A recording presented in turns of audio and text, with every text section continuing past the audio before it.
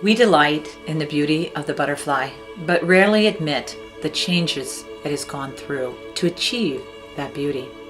Much like the butterfly, the struggles of bereaved children and teens often go unnoticed. The moments that follow any sort of tragedy, a moment of grief, is always hard. But having smiling faces, people I didn't even know, like Miss Sheila, just big hugs and big smiles, I couldn't help but not to smile. And at that point, I probably didn't smile for like weeks straight. Long overlooked, childhood bereavement is a critical issue nationwide. 1 in 14 children in the U.S. will experience the death of a parent or sibling by age 18. Experiencing a significant loss during childhood often results in profound stress and adversity that can derail a child's development. However, providing appropriate support to a grieving child can ease the impact and help keep a child's development on track. Access to comprehensive, grief-focused, trauma-informed care and resources is necessary for the well-being of every bereaved child. In order to provide this support, we need to know how many children are grieving. That's why Judy's House JAG Institute, in partnership with the New York Life Foundation, created the Childhood Bereavement Estimation Model. The CBEM approximates rates of U.S. children and youth who will experience the death of a parent or sibling by the time they reach adulthood. According to 2020 CBEM results, 7.2% of all children in the United States will become bereaved by age 18. That's more than 5.2 million children across the country. And that number more than doubles to over 13.2 million youth by age 25. Childhood bereavement rates vary between the states. California has the lowest rate, with an estimated 5.5% of children becoming bereaved, while a stunning 11.1% of children in West Virginia are estimated to experience the tragic loss of a parent or sibling. Childhood bereavement is prevalent and can have profound consequences. Every day, you encounter youth journeying through grief in your community. The demand for comprehensive grief care is high, but resources are scarce. By accessing CBEM data and tools, you can elevate childhood bereavement to a critical issue and help every bereaved child find hope and healing. In the state of Ohio, 1 in 11 children will suffer the death of a parent or sibling, and these numbers do not even include when they've lost a friend, an aunt, an uncle, a grandparent, and these numbers double before the age of 25.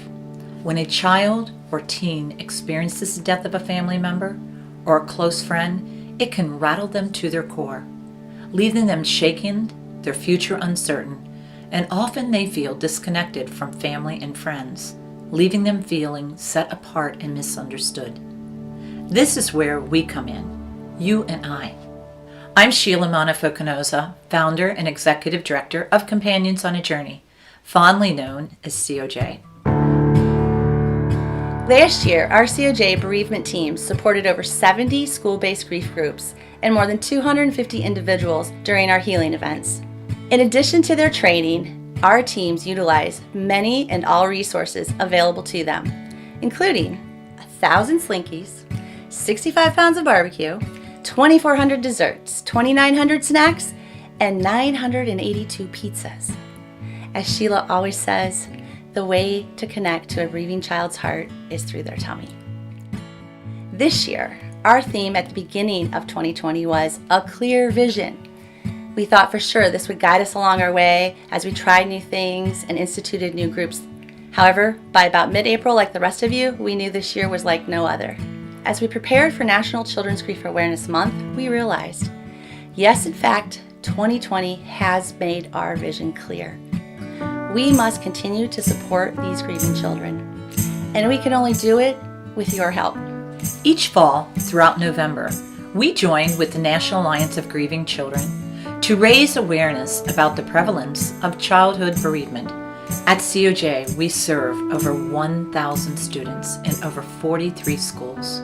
I've been witness to what a difference it makes when there's been a trauma in the schools, and Companions on the Journey, Sheila comes in and she's able to talk to kids about how to be calm, how to cope, how to rebalance.